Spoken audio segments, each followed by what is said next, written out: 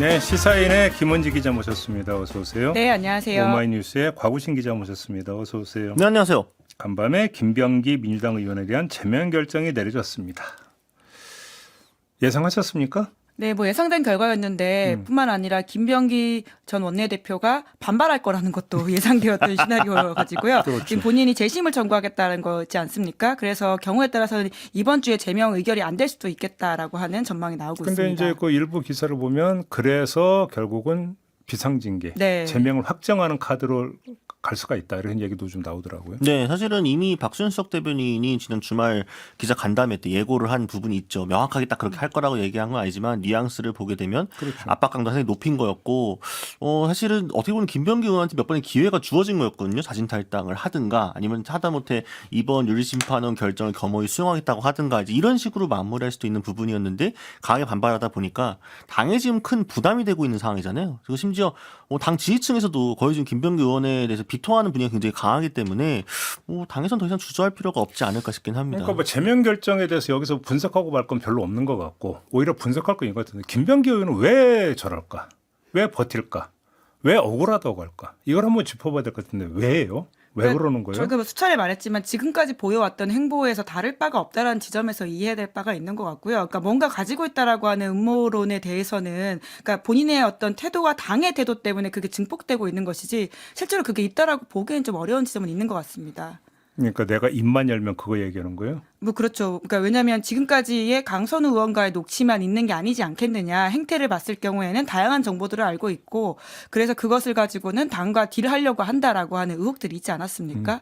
만약에 그랬다면 뭐 지금 뭘 꺼내 놓는 것이 서로에게 좋은 것 같고요. 뭔가 있는 것처럼 하는 행태 자체가 더 괘씸하다라고 여기는 당원들과 당 특히 의원들의 정서들이 점점 커지고 있는 것으로 알고 있습니다. 그러니까 있는지도 의문이지만 있어도 공개 못할 거다. 뭐 우리 곽우신 아니 기자는. 뭐 이제 블러핑도 당연히 있겠습니다만 그러니까 김병기 의원만이 아니라 일반론적으로 보았을 때 정치인들의 대체적인 속성이라고 함은 선거가 얼마나 남았느냐고 달려 있거든요. 지금 지방선거는 가까이 있지만 총선은 너무 멀리 있습니다. 그 말은 뭐냐면은 김병기 의원이 의원 금배지에 조금 집착을 하고 있다고 한다면은 지금 비를 피하고 나면은 나중에 또 기회가 생길 것이다라는 생각을 할 수도 있을 것이고요. 그리고 어쨌든 제명이 그렇게 우여곡절 된다고 하더라도 나중에 뭐 본인 소명해가지고 민주당에 제명됐다가 복당한 사람 한둘입니까? 사실은 세면 복당할 수도 있는 거잖아요. 나중에 분위기 봐가지고 어쨌든 지금은 순순히 물러나지 않겠다는 최대한 억울하다는 거에서 호소하는 쪽으로 모든 제스처가 맞춰져 있는 게 아닌가 싶기는 합니다. 그게 실제로 효과가 있는지와는 별개로. 혹시 사법방어 측면은 없을까요? 뭐 그런 측면도 있다라고 봐야 될 텐데요. 하지만 정치적으로는 지금 모든 길들이 좋지 않은 수로 가고 있다라는 건 확실해 보이긴 합니다. 그러니까 과거에 이제 서영교 의원이라든지 이런 분들이 문제가 되었을 때 탈당을 하고 그 문제를 일정 부분 털고 다시 돌아왔던 전력들이 있거든요. 근데 결국은 나갈 때의 모습들이 굉장히 결국은 당을 돌아갈 때 중요한 요지로 보이는데 지금으로서는 만약에 법적인 어떤 문제를 털었다라고 하더라도 사실 그것도 쉽지 않아 보이긴 합니다만은 정치적으로는 살아 돌아오기 어려운 수를 계속 가고 있는 것이죠. 그렇다. 그러니까 원래 이제 제명 결정이 되면 5년 동안은 복당이 불가능한 걸로 일단 좀 규정상으로. 원래는 그렇죠. 네. 원래 규정상. 네. 근데 이제 뭐 나중에 어떤 정치적으로 이른바 정치적 어떤 뭐냐면 뭐 사면 차원에서 뭐 복당을 허한다 하더라도 지금 사안이 이래 버리니까 그때 가서 한다 하더라도 이것이 보니까 뭐냐 명분으로 이제 저 복당을 허할 명분이 별로 없는 거 아닙니까? 그러니까 이게 저는 조금 잘못 생각하고 있는 게 과거에는 이제 미디어들이 이제 인터넷도 크게 발달하지 않았고 기억이 이제 기록되고 저장되는 시점이 좀 짧았기 때문에 뭐 조금 몇 년 지나고 비 피해가지고 돌아오는 경우들이 흔했습니다만 특히나 요즘 지지자들은 특히 정치 열심히 보시는 분들은 많이 알고 계시고 다 기억하고 계시거든요. 지금 잠깐 이거 버텼다가 나중에 해갖고 총선 때 되면은 다른 이슈들 많을 테니까 넘어갈 수 있겠지 이렇게 생각하는 건 너무 안일한 대처가 아닌가. 그래서 그러니까 저는 이거를 합리적으로 생각하려고 원래 이런 툴은 약간 우리 국민의힘에 적용했는데 합리적으로 생각하려고 하면 안 된다 지금 민주당 돌아가는 꼴도 보게 되면은 이게 뭘까라는 생각이 좀 자꾸 들긴 합니다. 아무튼 원내대표로 있다가 개인 비위 때문에 원내대표직에서 사퇴하는 경우도 처음 보고 그렇죠. 예. 그런 사람 또 제명당하는 것도 처음 보고 예, 민주당 의원들이 그런 이야기 많이 하더라고요. 민주당 역사에서 처음 있는 일이다. 원내대표가 이런 스캔들로 스스로 물러나게 된 경우는 그러니까. 처음 보는 건다. 그러니까 이제 지금 약간 이 또 재평가 받는 것이 옛날에도 뉴스타파가 윤석열 전 대통령이 이제 검찰총장으로서 이제 인사청문회 뭐 이런 거 할 때 엄청나게 비판을 했었고 그거에 대해서 민주당 지지층이 엄청 뉴스타파에 반발하고 뭐 어떤 사람은 뉴스타파까지 쳐들어가 가지고 깽판 치고 했습니다만 그때 후원자 많이 빠졌어요. 네, 혼자도 많이 빠지고 백은종 씨가 직접 뭐 응징하게 또 찾아가고 했지만 돌아놓고 봤더니 뉴스타파가 봤을 때 이거잖아요. 처음에 김병기 원내대표 관련해서 보도가 뉴스타파나 MBC가 나왔을 때 또 얼마나 일각에서 비난하고 그랬습니까? 무슨 친 검찰 기자들이 뭐가 어쩌고 저쩌고 하면서 그러나 돌아보니 또 맞았다. 네, 재평가 받을 거라 생각합니다. 이제 저희 특기인 쓸데없는 관심을 발휘를 해서 쭉 상황을 지켜보면서 제가 한 가지 의아하고 궁금한 게 하나 있는데요. 개인 비유 가운데 이제 구 의원들과 관계되어 있는 부분들이 있잖아요. 도문제 말씀하시는 건가요? 그러면 네. 그걸 제일 잘하는 사람이 같은 동작구 의원인 나경원 의원이 사실 정보나 상황에 가장 쉽게 용이하게 접근할 수 있는 상대 정당 인물 아닙니까? 그죠? 뭐 근데 상대적으로 그럴 수는 있겠죠. 나경원 의원이 네. 무슨 얘기한 거 혹시 국민의힘 출입 기자님 네, 들어보셨나요? 아니요. 대신에 이제 장진영 이제 당협위원장이라던가 그리고 이수진 전 의원 같은 경우에는 그런 이야기를 굉장히 많이 하는 편이긴 합니다. 근데 아무튼 이제 그 동작 갑을 뭐 나눠지긴 하지만 예. 같은 동작구잖아요. 그러면 동작구 의회에서 무슨 일이 있었는지는 같이 공유되는 공통분모의 어떤 그 기초 의회잖아요. 나경원 의원은 왜 이렇게 조용할까? 그러니까 저는 보고 아니 그래서 보게 되면은 비판이라든지 비난이라든지 응? 이런 거라도 입장은 나올 수 있잖아요. 그러니까 이제 그런 구의회나 시의회 같은 단위들은 좀 잘못된 건데 당적보다도 그냥 자신들끼리의 어떤 끼리끼리의 문화가 좀 있습니다. 왜냐하면은 국회나 지방자치단체 장만 하더라도 기자들이 많이 관심 갖고 감시가 좀 돌아가잖아요. 근데 이제 시의회 단위로만 쑥 내려가도 사실 거기서 무슨 그 조례들을 어떻게 통과시키고 뭐 하는 것들에 대해서 잘 감시가 안 되는 경우들이 많습니다. 그러다 보니까 자기들끼리 뭐 스스로 맞장구 치고 스스로 뭐 돈 막 후원하고 이런 식으로 해가지고 이상한 것도 통과시켜놨다 나중에 문제되는 경우도 많거든요. 그러니까 되게 암암리에서 지역자니까 어떻게 보면 지방자치에 조금 폐해라고 할 수도 있는데 그림자를 할 수 있을 텐데 그런 부분들에서 조명이 안 되다 보니까 아마 여기서도 만약에 잘못 얽혀 들어가게 되면은 고구마 줄기처럼 줄줄 나올 수도 있습니다. 그러니까 그 단위에서는 구의원이나 이런 단위에서는 당적보다도 자기들끼리 같은 구의회 소속으로서 서로가 서로의 카르텔이 되고 있는 건 아닌가 좀 이런 의심도 나오는 거죠. 그것만이 아니라 김병기 전 원내대표 관련해서는 사실 뭐 칼기 그 대한항공에서 그 일정 부분 숙박권 예, 접대를 받았다라든가 이런 의혹들이 있지 않았습니까? 그와 관련해서는 사실 야당에서 굉장히 좋은 공격 포인트임에도 불구하고 메시지가 잘 나오지 않았다라고 하는 것이 결국 국회의원들끼리의 끼리끼리 담합과 혹은 특혜를 받아왔던 것의 입막음이 아니냐라는 지적들이 굉장히 많았었습니다. 대한항공 숙박권 넣었을 때 김병기 의원이 제일 먼저 다른 의원들처럼이라고 네, 딱 걸어버렸잖아요. 그러니까 김병기 전 원내대표와 관련되어 있는 여러 가지 의혹들 중에서 사실 개인만의 문제가 아니라 국회의원 전반을 좀 볼만한 이슈들이 많아서 그러니까요. 예. 그런 점에서 이거는 좀 국회 차원에서 특히 그 국회의원과 지방의원 간의 관계 문제라든지 이제 공천부터 시작을 해가지고 이거에 대해서 전반을 좀 보고 개혁안을 좀 내놔야 될 것 같은데 아까 그 박장호 의원과 인터뷰에서도 그 얘기를 했었는데 이 얘기는 좀 없더라고요. 그러니까 지금 최근에 보도 나온 것들이 이제 구의원, 시의원들이 헌금한다는 거잖아요. 그러니까 정치자금법상 허용된 한도 최대치를 다 채워놓는 거죠. 의원들한테. 근데 이게 물론 자신이 진짜로 그 의원의 어떤 의정 활동을 지지하기 때문에 법 테두리 안에서 후원한다고 뭐 할 수도 있겠습니다만 그러나 이 공천과 관련해 가지고 가별관계 놓일 수밖에 없는 입장에서 의리 가백에 따박따박 매년 한도 꽉꽉 채워가지고 몇백만 원씩 낸다.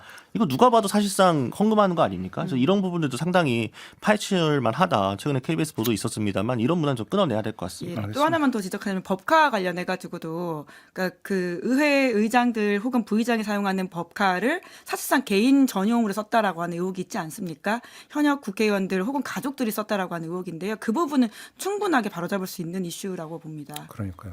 법 한번 써봤으면 좋겠는데. 예, 뭐 닭발집에서 뭐 22차례 이렇게 썼다 뭐 이런 것들이 있죠. 프리랜서라서. 그 닭발집이 맛있긴 한데 그 정도로 갈 닭발집은 아니다는 얘기가 있더라고요. 됐고 뭐 얘기는 강선우 의원이 뭐 아이폰 제출했다면서요 경찰에. 비밀번호는 근데 비번은 또 안 알려줬다면서요. 이게 참 한동훈 전 대표에서부터 시작되었던 뭐라고 할까요? 나쁜 수법의 공유라고 할 수 있는 것인데요. 앞서서 이런 사례들이 그냥 넘어가게 되니까 다른 피의자들도 그걸 학습해서 계속 사실 강선우 의원만이 아닙니다. 이런 식으로 행태를 한 사람들이 꽤 많거든요. 아니 그래 이거 또 쓸데없는 궁금증이 보통 비밀번호 몇 자리 설정한대요? 아니 왜냐하면 저도 옛날에 2년 전에 스미싱 당해가지고 그래서 기억납니다. 그때 연락 뭐 오셨잖아요. 이렇게 좋아해. 그게 벌써 2년이나 됐네요. 예. 좀 있으면 이제 저기 뭐냐 약정 끝나요. 예. 근데 아이폰으로 바꿨는데 저는 외우기 너무 힘들어서 그냥 그치. 기본서 6자리. 패턴을 또 하는 경우도 꽤 있지 않습니까? 패턴도 저는 또 복잡해서 잘 안 내요. 한 예. 6, 근데 그 이상이면 기억이 안 돼가지고. 사실 생체 인증이 제일 편하고 얼굴 인식, 깔끔하긴 하죠. 예. 네, 뭐 그 그래서 지문이나 이제 이런 그 거. 저기 그 높으신 분들이 몇 자리 한동훈 대표가 몇 자리였다겠죠 비밀번호가. 23자리인가요? 뭐, 22자리인가요? 맞아요. 예. 그 정도 했던 아니 것 같아요. 그걸, 예. 그걸 어떻게 외워 근데? 그러니까 그 당시에 정치권에서 나왔던 제가 들었던 해석은 무엇이었냐면 평상시 썼던 비밀번호가 아니라 결과적으로 압수수색 간다라는 소식을 미리 알고 바꿨던 게 아니냐라는 의혹도 있었다라는 말씀도 드리겠습니다. 1, 2, 3, 4, 5, 6, 7, 8 이렇게 하면 그건 외울 수 있겠네요. 먼저 패턴이 좀 있었겠죠. 뭐, 예. 뭐 근데 24자리라고 하는데 아마 굉장히 긴, 예. 네. 24자리군요. 모르죠. 뭐, 예. 뭐 가족 친척분들 뭐 이렇게 앞에 생일들 조합해가지고 뭐 가족들 그걸로 당겨온 게시판에 글도 올라오는 분인데 뭐 그런 거 공유할 수 있지 않겠습니까? 예, 물론 뭐 아까 말씀드린 건 그 당시 있었던 정치권 일설이라는 걸 말씀드리겠습니다. 알겠습니다. 평상시 썼는지 안 썼는지 확인할 수 없다. 또 새길로 빠졌네. 예. 죄송합니다. 민주당 얘기 좀 더 해보겠습니다. 공소총 중수청 설치 법안 일단 두 기자의 평가를 한번 들어보겠습니다. 네, 뭐 지금 이러려고 검찰 개혁했나라는 생각이 들 수밖에 없는 법안인 것 같습니다. 사실 이제까지 우리가 생각했던 전선이라고 하는 것은 이미 검찰 폐지 법안이 만들어져 통과됐기 때문에 보안 수사권이냐 보안 수사 지휘권이냐 정도였다고 이해하고 있었거든요. 그런데 거기까지도 가지 못한 채 다시 이런 식으로 검찰을 남겨놓는 모습이라고 하는 게 적절한 법안인지에 대해서는 의문이 들고요. 이거는 검찰 개혁이라고 좀 보기 어렵지 않나라는 생각이 듭니다. 그러니까 저는 좀 물음표가 나오는 게, 그러니까 어쨌든 상당히 공들여갖고 만들었다고는 하지만 어제 사실 그 기자간담회에서도 상당히 질문이 많이 나고 장시간 이어졌는데 어쨌든 정부 측에서는 이거 절대 뭐 검사들한테 그렇게 주려는 거 아니다, 제2의 검찰청 아니다라고 항변하고 있지만 그것을 과연 지금 지휘자들이나 일반 시민들이 보았을 때 납득할 만한 정도로 정교하게 설계된 건가? 오죽하면 지금 자문위 쪽에서 어쨌든 반발하는 목소리도 나오고 있잖아요. 그러니까 이런 것들은 그러니까 당장 안에서도 설득을 못했는데 그럼 밖에 있는 사람 어떻게 설득할 건지가 물음표가 나올 수밖에 없고, 그러니까 지금 당에서 함구령 내리면서 이 이제 한병도 원내대표도 오전에 사실 경곡 나가가지고 당정간 이견이라고 했다가 이 정확히는 정부와 이제 의원들 간의 이견이 있다라고 얘기를 했다가 이거 당정간 이견이 아니다라고 수정을 하고, 정청래 대표도 좀 질서 있는 토론 좀 자제하라라고 하는 거는 지금 그만큼 당내 반발이 부글부글 하고 있다라는 거예요, 민주당 내에서. 그런데 함구령 내린 조치는 어떻게 평가하세요? 아니 뭐 근데 그 토론하는 모양새가 너무 거칠면 안 되는 거긴 하겠죠. 예. 근데 이제 어떤 식으로 어떻게 조율할지를 명확히 밝혀줘야 이게 불만 있는 사람들도 비판하는 사람들도 그럼 그때 어떻게 해서 해야지가 나올 텐데 그냥 이제 조용히 하세요만 하면은 그게 되겠습니까? 국회에서? 아니 저는 이제 종종 언론이 정치 기사에서 뭐 함구령 내렸다는 기사를 종종 쓰는데 저는 그걸 볼 때마다 느끼는 게 다른 사람도 아니고 국회의원한테 함구령을 내린다라는 게 성립될 수 있는 이야기냐? 라는 생각을 하거든요. 아니 걸어다니는 헌법기관이고 국회의원이라면 모름지기 그러니까 신념 윤리에 기초를 해야 되는데 자기 신념을 갖고 있는데 그거를 함구를 해야 된다? 이게 말이 되는 얘기냐라는 생각을 하거든요. 원론적으로. 갑자기 과거에 정치는 팀킴에서 저희가 당론을 따를 것이냐 아니냐 이런 의원의 헌법기관으로서 역할을 이야기했던 생각이 나긴 하는데 여튼 지금 이제 당내에 좀 알아보니까 15일에 정책 토론, 정책 의총을 한다라고 합니다. 네. 그때 좀 더 이야기를 나누겠으니까 그에 앞서서 너무 이걸 감정적으로 가져가지 말아달라는 식의 이야기다라고 수습을 하고 있는 모양새고요. 특히나 이제 몇몇 의원들한테 연락을 해봤더니 당연하게 뭐 의견은 다를 수밖에 없는 것이고 라는 식으로 수습을 하긴 하던데요. 확실히 좀 이견이 있어 보이는 건 사실인 것 같고요. 특히 어떤 식으로 지금 이야기를 하고 있냐면 어차피 법은 당에서 통과시키는 거다. 입법은 국회의 역할이다. 이렇게 이야기를 하더라고요. 이제 그래서 정부 안을 참고를 하되 이걸 그대로 따라야 될 의무가 없다라는 식의 이야기들을 공통적으로 합니다. 포인트는 두 가지거든요. 첫 번째, 정부안이 발표되기 전에 당정 그 조율 과정이 없었느냐. 일단 이걸 먼저 체크를 해봐야 되는데 그렇죠. 어떻게 네. 보세요? 그런 부분에 있어가지고 결국 이제 뭐라고 할까 파열음이 크게 날까봐 좀 자제해 달라라는 식의 메시지가 나오는 것으로 보이고요. 이번에는 적어도 당과의 원활한 이야기가 나오진 않았던 것으로 보이긴 합니다. 아마 기억하실 텐데 그당 과거에 중앙일보 기사였나요? 그 총리와 당 대표 사이에 좀 큰 소리가 오고 갔었다. 총리실이 주관했던 어떤 모임에서 우상호 수석과 당 대표 사이에 좀 큰 소리가 오고 갔었다라고 하는 단독 기사가 있어가지고 좀 화제가 된 바가 있는데요. 물론 양쪽 모두 부인했던 바가 있습니다만. 계속해서 뭔가에 좀 다른 스탠스를 가지고 있다라고 하는 의심은 있어 왔었거든요. 이제 그러다 보니까 아예 이 이슈에 있어서는 총리실 주도로 정부가 입법을 좀 가져갔던 것 같고요. 이제 와서 이제 이걸 어떻게 당이 다듬겠다라고 하는 이야기인 것 같은데 이 정도 안이 나올 거라고는 당도 좀 생각 못했던 부분이 있는 것 같습니다. 그러니까 제가 들어보니까 그러니까 정부 주도로 추진단 꾸려가지고 안을 일단 만들겠다. 그럼 오케이 그러면 안 만들어 그래서 그랬죠. 만들었어요. 그럼 발표하기 전에. 그러면 당하고 우리 안이 이겁니다. 어떻게 생각합니까? 먼저 조율을 할 수 있는 거잖아요. 근데 지금 이거 보면 조율이 됐느냐 여기 물음표를 찍어야 되는 거 아니에요? 그렇죠. 그러니까 저는 어떻게 보면 지금까지는 정부에서 무언가를 하려고 할 때 당이 좀 도움이 안 된다라는 식으로 해가지고 청와대나 정부에서 약간 볼멘 소리들이 나왔는데 이번에는 반대로 당이 약간 뒤통수 맞은 모양새가 돼가지고 정부가 지금 뭐 이러려고 지금 자기들끼리 하겠다고 한 거야? 뭘 갖고 온 거야? 이런 말들이 나오잖아요. 그러니까 오죽하면은 당에서 의원들 개별적으로 언론 인터뷰나 이런 거 할 때 좀 조심하라는 식으로 이야기가 나오겠습니까? 사실은 그런 게 또 어디서 보면 내가 좀 뭔가 이 안에 불만이 있는 사람이라고 한다면 그런 말을 들었을 때 그걸 숙입니까? 이것도 뭐 하는 거야 지금? 더 반발하게 되지. 그래서 오히려 좀 지도부가 일을 더 키우고 있는 게 아닌가 싶기도 하고 이럴 때 더 적극적으로 정치력을 발휘해가지고 좀 디테일한 부분들이 조율이 돼야 될 텐데 일단 정부 측에서도 좀 명확하게 의원들 찾아다니면서 설명할 좀 필요하다. 정부석 빨리 와야 되는 거 아닙니까 지금 국회로 지금? 두 번째 포인트는 그래서 이제 당 입장이 어떻게 그러니까 통일되느냐 그리고 통일될 수 있느냐 부분 아니겠습니까? 그래서 정부와 국회 처리에서 민주당이 어떤 스탠스를 취할 것이냐 이게 이제 사실은 최대 포인트잖아요. 그렇죠.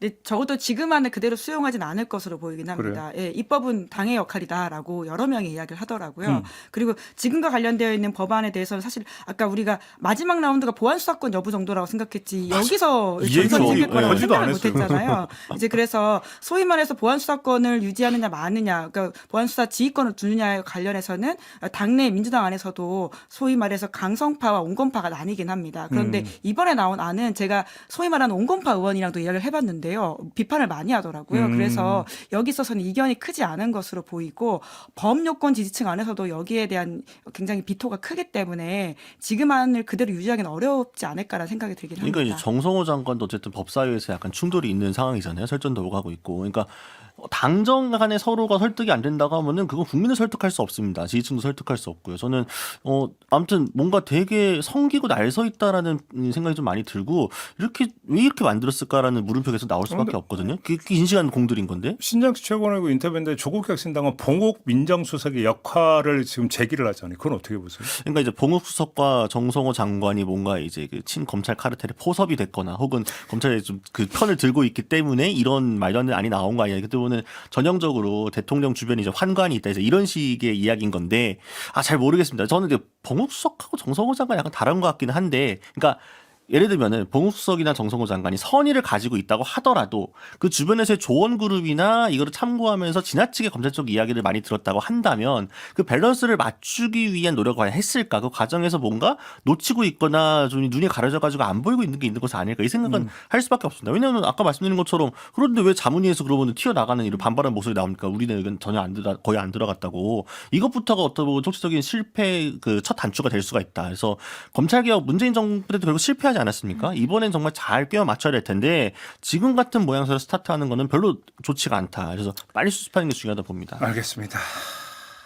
이 정도로 좀 마무리하고 이번에 국민의힘으로 가겠습니다. 당명이 뭐래요? 무슨 당명이요? 바꾼 다음에. 바꾼 당명이? 아니 일단 18,000건이 들어왔는데 이제 그건 이제 그 사전적으로 받은 거고. 근데 이제 어떻게 해서 공모기간이니까요. 정책에서 보면 자유공화 이런 단어가 벌써 나오고 있어요? 근데 그 많이 들어왔잖아요. 그러니까 지금도 공모 중이고 사전 공모 받은 게 18,000건 정도 되는데 그때 대부분이 중복이 좀 많다라는 거죠. 빈도수가 제일 높은 게 그거죠. 네, 그런 단어들 키워드들이 좀 이게 겹치고 있다라는 거죠. 아까 박정현 자유를 넣으면 자유한국당은 빼고 자유당도 빼고 자유민주당은 일본에 있으니까 빼고 뭐가 있을 수 있을까요? 모르겠어요. 전 자유가 너무 순서를 불쌍하다. 바꾸면 되죠. 네. 자유를 뒤에 넣고. 그러면 민주자유당도 옛날에 민자당이라고 있었잖아. 한국자유당 하면 되죠. 뭐. 자유한국당 했으니까. 한자당 이런 식으로. 주로 많이 썼던 단어들이 이제 보수 계열 정당들이 있더라고요. 뭐 공화라고 하는 단어도 있다라고 하는 것이고요. 이제 그래서 뭐 어떻게 될지에 대해서는 이제 설날 정도에 발표한다고 하지 않았습니까? 저는 사실은 당명보다는 시기를 집중해서 봐야 된다라고 생각을 하는데요. 이제 누차 말씀드리지만 장동혁 지도부가 무너진다에 대해서는 지난해 말부터 시작해가지고 나왔던 한참의 이야기고, 그런데 장동혁 대표 입장에서는 잘 버티고 있다라고 이제 판단하고 있는 맞아요. 것이죠. 예. 그리고 그것이 이제 설까지만 버티면 본인이 쭉 자기 체제로 지방선거를 치른다라고 하는 보관을 가지고 있습니다. 그렇기 때문에 계속 무언가를 하고 있다는 이벤트를 보여줘야 되는 것이고요. 그 정점에 결국 당명을 바꾸는 것이 설 직전에 나온다라고 하는 것이면 그때까지 버틴다라는 이야기거든요. 그렇죠. 그리고는 지도부가 붕괴하게 되는 상황이라고 하는 게 결국은 지명직 최고위원을 임명함으로써 봉쇄했다라고 하는 것도 지난주에 내놓은 하나의 카드이기 때문에 결국 당명이 어떻게 바뀌기보다는 장동혁 체제가 계속 유지된다라고 하는 차원에서 이 이벤트를 봐야 되지 않을까라는 생각이 그러면 들긴 합니다. 결국은 지방선거까지는 장동혁 체제로 간다 이렇게 보세요? 지금으로서는 그럴 가능성이 높지 않을까 싶긴 합니다. 장동혁 체제가 붕괴될 가능성도 없지는 않은데 붕괴가 되려면은 붕괴시킨 주체가 필요하잖아요. 붕괴시킨 주체가 누가 될 것이냐가 지금 물음표로 있는 상황이고 그 역할을 한다면 한동훈 전 대표가 될 텐데 지금 뭐 친한계도 상황이 썩 좋지가 않기 때문에 장동혁 대표가 잘해서가 아니라 이런 식의 이제 이벤트 일종의 잔기술인 거죠. 이벤트들을 자꾸 만들어서 요것만 비만 좀 피하고 가겠다라는 식으로 가는 거고 그럼 장동혁 체제로 선거 치면 폭망할 거고 폭망하고 나면은 뭐 당도 뭐 얼레벌레 하면서 또 죄송합니다. 무릎 한번 꿇어주고 퍼포먼스 한번 하고 뭐 저기 반성합니다. 한데 또 말만 반성한다고 하고 또 뭐 또 친윤 구태들이 남아가지고 또 뭐 설레발치고 뭐 그러겠죠. 올해 정치 스케줄 그렇게 갈 겁니다. 폭망한다고 단정을 하세요. 아 장동혁 체제로 이대로 가서 이기저로 가면 폭망은 100%죠. 그러니까 이기저로 그대로 간다면. 더 심해. 근데 그건 그 우리 곽 기자의 생각이고 네. 장동혁 대표는 폭망한다고 생각을 하고 있을까요? 아니죠. 장동혁 대표는 이대로 가면 버틸 수 있다라는 거죠. 예. 그러니까 사실 제일 핵심은 다른 중원지대에서 지는 거는 뭐 사실 지금 구조에서는 뭐 아까 기정사실화 되어 있으니까 핵심 전장은 사실 서울하고 부산이잖아요. 서울시장과 부산시장만 지켜내면 장동혁 대표는 그래도 선방했다는 이미지를 만들 수가 있기 때문에 지켜갈 수 있다라고 보는 것 같아요. 다른 데도 다져도. 그렇죠. 이제 광역단체장 기준으로 했을 때 몇 대 몇이냐가 아니라 서울하고 부산을 지키느냐 마느냐. 그렇죠. 그것만 놓고 본다. 성패 이제 그걸로 요인을 그렇게 잡겠죠. 이제 뭐 그런 차원에서 지금 이제 연대의 폭을 넓혀가겠다라고 하는 걸 만들어가고 있지 않습니까? 이제 결과적으로 이제 국민의힘 쪽에 좀 물어봤더니 한동훈 빼고 다라고 하더라고요. 이제 그렇게 하면 본인들이 어떤 상황을 좀 정리한 다음에는 뭔가를 해볼 수 있다라고 생각을 하고 있는 것 같고요. 그러니까 지금 기대치가 워낙 낮지 않습니까? 이제 뭐든지 토론도 그렇고 성적표도 그렇고 기대치가 낮을 때 사실 똑같이 못한 점수여도 생각보다 낮다라고 할 경우에 선방했다는 평가가 나올 수 있거든요. 그러니까 지금 낮은 기대치가 굳이 본인한테는 마이너스가 아니라고 판단을 하고 있는 것 같습니다. 근데 진짜로 그 얘기하니까 제가 또 쓸데없는 거. 그 지난주에 쇄신안 발표할 때 오렌지 넥타이 메고 왔잖아요. 네, 그렇죠. 진짜 의도적 패션 연출이었습니까? 아니면 그 다른 넥타이 빨아가지고 그거밖에 뭘 없거든요. 다른 넥타이를 빨아서 색깔이 말도 안 아니 100%도 100%. 그러니까 그러면 그렇게 기대치가 커요? 뭐가요? 개혁신당과 연대. 연대에 대해서? 아니, 그러니까 실제로 성사가 안 되더라도 그런 노력은 해야 되는 거죠. 장동혁 대표 입장에서. 왜냐하면은 장동혁 대표가 이제 한동훈 전 대표 측을 추출해내는 과정에서 지금 있잖아요. 탄압을 하고 있으니까 쫓아낸다고 하게 되면은 그럼 중도 쪽의 표심을 어떻게 해가지고 싸울 건데라는 물음표가 나올 거고 그 대안으로 한동훈의 대안으로 장동혁 대표는 이준석 대표를 생각을 하고 있는 거죠. 그러니까 이제 이준석 대표의 개혁신당 쪽에 좀 러브콜을 계속 보내는 거를 실제로 그게 성사되지 않더라도 우리 이렇게 노력하고 있어를 보여줘야 당내에서의 어떤 반발들을 자제시킬 당장의 명분이 되기 때문에 네. 이런 퍼포먼스를 하는 거죠. 그러니까 만약에 장동혁 대표도 실제로 개혁신당하고 뭔가 연대를 해가지고 지방선거까지 노리고 있다고 한다면 물밑에서 조율이 좀 있어야 되는데 지금 대외적으로 떠드는 거에 비해서 물밑에서 뭔가 이렇게 확 이야기하는 것 같지는 않거든요. 다만 뭔가 이렇게 의전 챙기는 것처럼 하는 건 굉장히 많이 하고 있다. 그러니까 약간의 지금 이전과 달리 기류가 약간 생기고 있어요. 그러니까 장동혁 대표의 어떤 그 쇄신 같지 않은 쇄신은 나오고 나서 이준석 대표가 생각보다 까지 않았어요. 비판을. 수위를 낮췄단 말이죠. 평소 같으면 역시 친윤, 역시 저것들 뭐 안 돼라고 했을 텐데 자제했어요. 왜 이준석 갑자기 톤 다운했지? 그러고 나서 지금 특검 던지고 받고 오늘 아침에 8시 15분에 228호에서 만났습니다. 저는 이 호수를 되게 의미 있게 생각을 했어요. 228호는 국민의힘이 오래전부터 당대표실로 쓰고 있는 방입니다. 이준석 대표가 쓰다가 쫓겨난 방이죠. 그 방으로 꽃가마 태워가지고 이준석 대표 모시고 온 거예요. 그래서 저는 이런 그림 만들어주는 것도 국민의힘은 지속적으로 개혁신당의 러브콜을 할 것이다. 네. 그럼 성사 가능성 낮다고 봅니다. 예, 그러니까 지금 만나는 것처럼 하면서 뭔가 기사를 만들어내는 게 서로에게 도움이 되는 방식이거든요. 그래서 이벤트죠, 이벤트. 예, 결론이 어떻게 될지는 아직 전혀 모를 것 같다라는 생각이 들고요. 왜냐하면 실제적으로 뭘 주고받는지가 이게 그 정점이 될 것이고 그 쟁점이라고 하는 건 생각보다 쉬운 길이 아니기 때문에 서로에게 플러스가 되는지에 대해서는 좀 판단이 지금 다른 것 같습니다.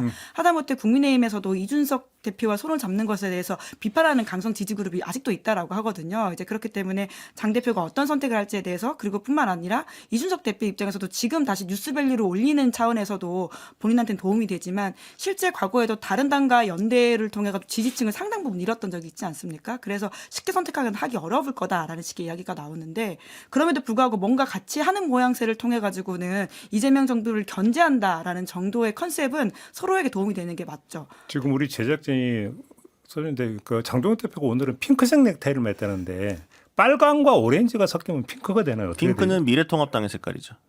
예, 빨간색과 아니, 흰색을 아무튼 섞으면 아는데. 빨간색과 흰색을 섞으면 분홍색이 되죠. 아니, 제가 말씀드린 거 미래통합당에 다 같이 썼잖아요. 예. 네, 그런 의미로? 통합의 의미? 네, 그런 색깔이다. 그렇게 좀 그러니까 완전 보시죠. 빨갛진 않고 어떤 뭔가 톤 다운된 느낌을 주지 않습니까? 넥타이 색깔을 계속 신경을 써서 고른다라고 생각할 수밖에 없게 되는 게 있는 것 같고요. 넥타이 많구나. 네. 그러니까 그런 게 있어요. 저기 게임 하는 사람들의 밈처럼 명언 중에 뭐가 있냐면 게임은 이기려고 하는 게 아닙니다. 게임은 상대방 빡치게 하려고 하는 겁니다. 이런 말이 있어요. 이게 무슨 말이냐면 내가 이기는 건 중요하지 않아요. 저거를 꼭 끌어들이는 게 중요한 거야. 그러면 개혁신당 입장에서 어차피 우리가 자력으로 당선될 가능성이 별로 없는데라고 했는데 그냥 우리 존재가 말리면서 고춧가루만 할게라고 최대한 많은 지역구 특히나 그러면 수도권 그런 지역구에 밀어넣어서 1, 2%만 가져가다 생각해봐요. 그러면 하나만 전멸입니다. 더 해볼게요. 개혁신당의 지방선거 결과 전망은 어떻습니까? 전망이요? 네. 뭐 되겠어요? 근데 이제 중대선거구이기 때문에 그러니까 지금 이제 99만 원을 통해 가지고는 돈 들지 않게 공천하고 이제 의원을 만들겠다라는 목표를 내세우지 않았습니까? 이제 특히나 어떤 지역에서는 국민의힘과 서로 내줄 걸 내주고 받으면서 할 수 있다라고 하는 모양새에 대한 꿈을 꿀 수는 있을 것으로 보이는데 하지만 우리가 생각했을 때 사실 이제 광역단체장에서 무언가가 돼야지 그 당의 존재감이 있지 않습니까? 그렇죠. 그런 차원에서는 쉽지 않아 보이는데요. 다만 이런 계획이 여의도 일각의 호사가들 사이에서 있는 것이 이번에 생각보다 재보궐이 많이 나올 수 있습니다. 그 재보궐 자리와 관련해서 개혁신당 같은 경우는 지금 비례 중심의 정당이긴 하거든요. 근데 이제 주요 인사들을 그 재보궐 자리에 내보내면서 비례를 올리고 어떤 식으로 뭔가 전략적 연대를 할 수 있지 않느냐라고 하는 하나의 좀 상상도 나오고 있긴 합니다. 제가 이걸 왜 여쭤봤냐면 지방선거 결과가 국민의힘도 별로 안 좋고 개혁신당도 별로 안 좋아. 그래서 특히 국민의힘은 장동기 체제가 붕괴가 돼.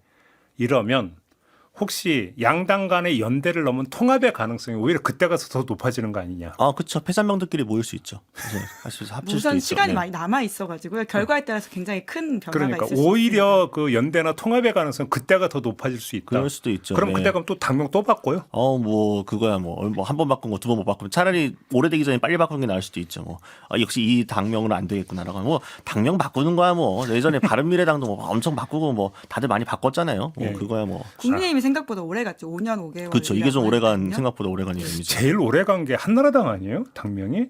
그죠? 한나라도 오래 갔고 새누리도 꽤 오래 갔고 근데 그 이후로 좀 많이 아니 바꿨죠. 한나라당이 원래 그 이제 민자당이었다가 이회창 총재 같은 경우 신한국당으로 바뀌어가지고 하다가 한나라당으로 그것도 이회창 총재 시절에 바뀌어서 그렇죠. 예. 아마 제일 오래 갔던 것 같은데. 그러니까 집권하는 당이 당 이름을 잘 바꾸지 않는 것이거든요. 그렇죠, 그러니까 그것이 이꼴 안정감이라고 볼 수 있는데 예. 사실 민주당의 지금이 굉장히 한국사의 주류가 된 모양새이긴 하지만 12년 이럴 때 보면 엄청나게 이름을 많이 바꿨었습니다. 그렇죠. 노무현 정부 이후의 모습들. 지금도 그냥 새누리당은 그 심볼 보면 이거 뭐 밥그릇이냐 뭐 이런 뭐 그때- 그쵸, 그쵸. 그때 그런 약간. 얘기 좀 있었습니다. 네, 색깔도 빨간색으로 바꾸면서 굉장히 파격이다라고 하는 이야기들이 있었는데요. 국민의힘 모을 때. 예, 그렇죠, 그렇죠. 큰 변화였다. 새누리당으로 바꿀 때 빨간색이었습니다. 그때부터 빨간색을 쭉 써갔죠. 예. 붉은색 계통을. 그러면서 이제 약간 민주당도 파란색으로 가고 이렇게 색깔 놀이가 또 맞춰진 거잖아요. 근데 색깔 이게 뭐냐면은 당명이든 색깔이든 이거는 케이크 위에 딸기 같은 거예요. 케이크가 맛있어야 딸기가 또 빛나는 거지. 케이크가 썩었는데 딸기 아무리 이쁜 거 올려봐야 그 무슨 의미가 있어요. 데코레이션밖에 안 되는 거지. 아무튼 장동현 대표도 아무튼 뭐 정치 뭐 계속 뭐 그렇게 하고 있으니까요. 뭐. 예, 네. 그 넥타이 색깔 말씀하셨으니까 하나만 더 관전 포인트를 이야기를 해보자면 16일에 대통령이 이제 여야 대표를 다 만나서 점심을 먹자라고 하지 않았습니까? 지금 국민의힘의 입장이 거절이라고 통상 표현이 되는데 거절이기보다는 영수회담을 전제로 한 참가라고 봐야 될 것 같습니다. 조건부 참가를 계속 이야기를 하고 있는 것이고요. 경우에 따라서는 저는 지금 대통령 그러니까 청와대에서 이 제안을 받을 수도 있다라고 보거든요. 그러면 장동혁 대표가 그날은 무슨 색깔의 정장에 넥타이를 메고 갈까도 하나 볼 포인트가 아닐까라는 생각이 들긴 합니다. 근데 우리 곽 기자는 넥타이 많이 있나요? 아, 저요? 몇 개 있는데요. 몇 개? 네, 몇 개 있습니다. 몇 개. 근데 예. 타이를 자주 매진 않아요. 제가 연간 만날 때 빼고는 잘 타이 안 매거든요. 네. 옛날에 저기 길거리 리어카에서 이렇게 작고 넥타이도 팔고 했는데 아, 그런 거 그쵸. 그런 거 저기 국회 인턴하고 할 때는 많이 타고 그때 다녔어요. 10,000원에 세 개 뭐 이렇게 주고 있는데 예, 뭐 그래서 다양한 색깔을 가지고 하는 게 그렇게 어려운 일은 아닐 것 같다는 생각은 듭니다. 다만 오렌지 색깔은 좀 고르기가 어려운 선택이어서 통상 쉽진 않잖아요. 그러니까 분명히 신경 쓴 것이다라는 생각은 들어요. 알겠습니다. 마무리하겠습니다. 두 분 수고하셨습니다. 저도 물러가겠습니다. 고맙습니다. 네, 감사합니다. 고맙습니다.